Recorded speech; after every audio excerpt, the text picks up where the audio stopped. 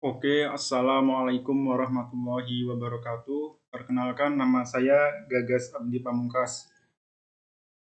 Saya perwakilan dari kelompok 3 akan mempresentasikan materi yang berjudul Kebutuhan Dasar Manusia yang beranggotakan Gagas Abdi Pamungkas, Hesti Kartika Hijriah, Maila Trihira, Pinkancah Ayu Kirana, Restesa Anggraini, Sarah Wulandari, dan Safa Amira.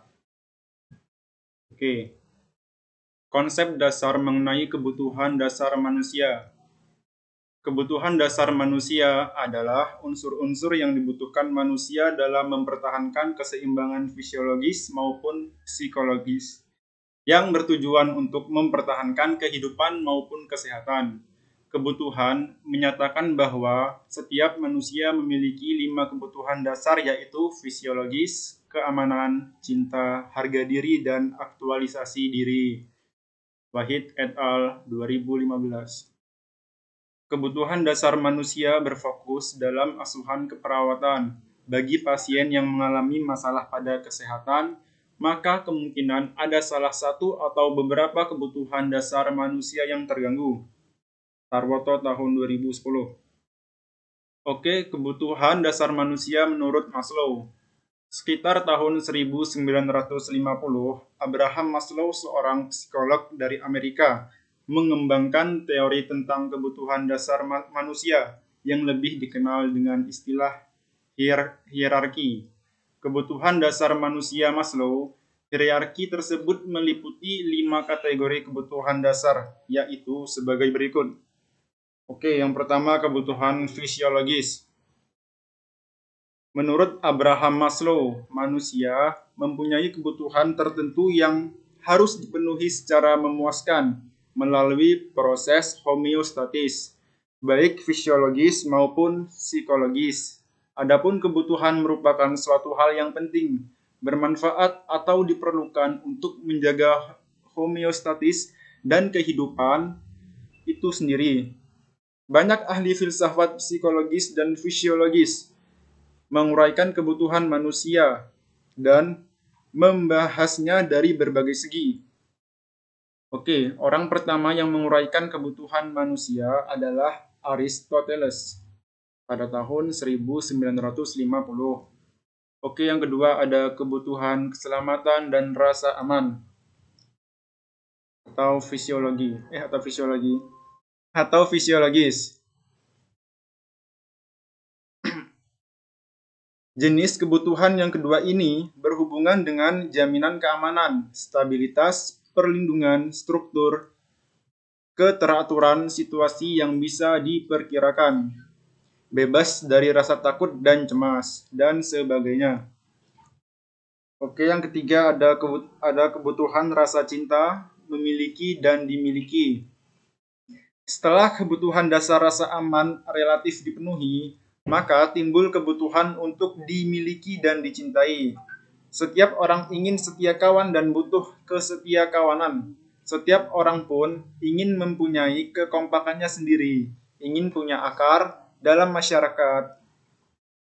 Setiap orang butuh menjadi bagian dalam sebuah keluarga, sebuah kampung, suatu marga, dan lain-lain. Yang keempatnya ada kebutuhan harga diri.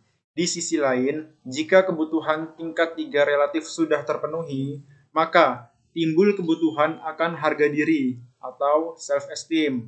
Ada 2 macam kebutuhan akan harga diri. Pertama adalah kebutuhan akan kekuatan, penguasaan, kompetensi percaya diri, dan kemandirian. Yang kelima ada kebutuhan aktualisasi diri.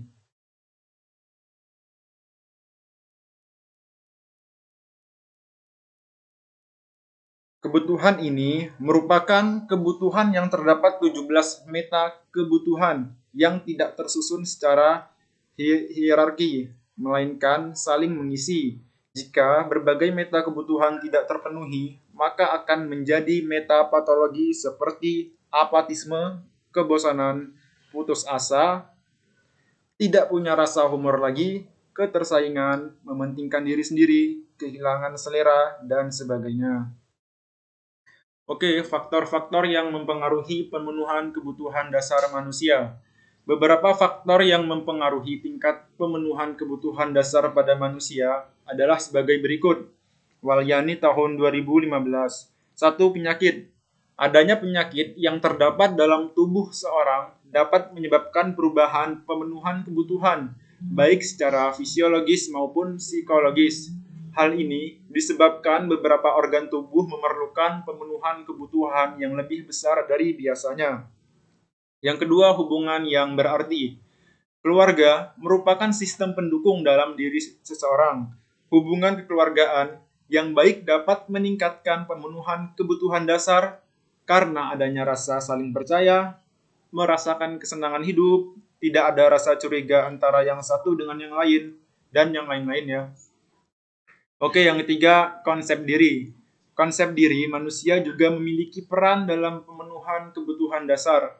Konsep diri yang positif memberikan makna dan keutuhan. Bagi seseorang, konsep diri yang sehat dapat menghasilkan perasaan dan kekuatan positif dalam diri seseorang. Orang yang beranggapan positif terhadap dirinya sendiri akan mudah berubah, mudah mengendalikan kebutuhannya, dan mengembangkan cara hidup yang sehat sehingga mudah memenuhi kebutuhan dasarnya. Oke, yang keempat ada tahap perkembangan.